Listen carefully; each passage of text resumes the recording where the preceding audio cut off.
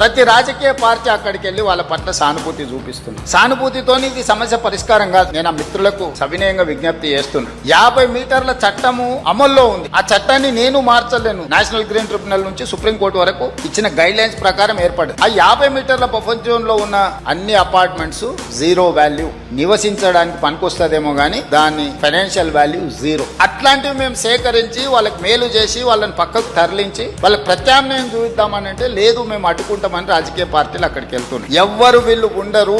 2 రోజులు టీవీల పేపర్ల వార్తల కోసం మీ దగ్గరకు వస్తారు. మీ కన్నీళ్లు వాళ్ళకు ఓట్లుగా మార్చుకుందామన్న ఆలోచన చేస్తున్నారు తప్ప మీకు సహాయం అందించాలనుకుంటే ప్రభుత్వంతో చర్చించాలి. అవునయ్యా, వీళ్ళకి ఇక్కడ నష్టం జరుగుతుంది, నువ్వు ప్రత్యామ్నాయంగా ఏమిస్తావో చెప్పు అని ప్రభుత్వంతో చర్చించాలి. వచ్చే ప్రతినిధులు మోడీ గారు గొప్పగా చేసిందని చెప్పేవాళ్ళు, ఆ పార్టీకి ప్రాతినిధ్యం వహిస్తున్న వాళ్ళు ప్రభుత్వంతో చర్చించవచ్చు కదా. They are also constitutional authorities. వాళ్ళు కూడా యూనియన్ కేబినెట్ మినిస్టర్లు ఉన్నారు, యువతలు ఉన్నారు. ప్రతిపక్ష పార్టీ కూడా ప్రతిపక్ష హోదా ఉంది. వాళ్ళందరూ వచ్చి కూర్చొని అవును ఇక్కడ నుంచి మూసీ పరివాహక ప్రాంతంలో 2 వైపులా 50 మీటర్ల బఫర్ జోన్ లో ఎవరెవరు ఎఫెక్ట్ అవుతున్నారు, వాళ్ళ ఎంత పేద వాళ్ళు, గుడిసెతో ఉన్నారా, ఇల్లుతో ఉన్నారా, వాళ్ళకి ఏ నష్టం జరుగుతుంది, వాళ్ళ సొంత భూమి ఉందా, ప్రభుత్వ భూమి ఉందా, వాళ్ళకి ఏమి ఇస్తే బాగుంటుందో మనం చర్చిద్దామని నేను చెప్తున్నా. నువ్వు చర్చించడానికి లేదు, నువ్వు కట్టడానికి లేదు. మేము చేయలేదు కాబట్టి నువ్వు చేయొద్దు, నువ్వు చేయలేదు కాబట్టి నువ్వు ఇంటికి పోయినావు. నేను చేస్తానని నమ్మకం ఉంది కాబట్టి నేను కుర్చీలో కూర్చున్నా. ఇక నీకు నాకు తేడా లేకపోతే ఇంకా విషయం ఏమున్నది?